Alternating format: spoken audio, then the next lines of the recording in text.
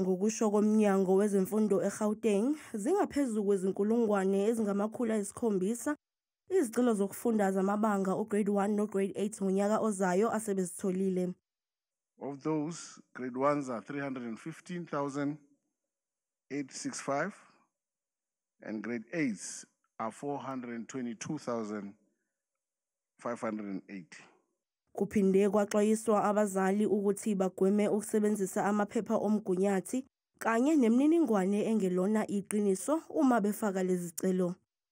I want to warn against fraudulent documents. I do understand that sometimes parents might have a temptation to prefer certain schools and go to certain areas and seek address, whether it's from a family friend. What we have done, we have given schools the right to go and check and verify if the child stays in that particular feeder zone.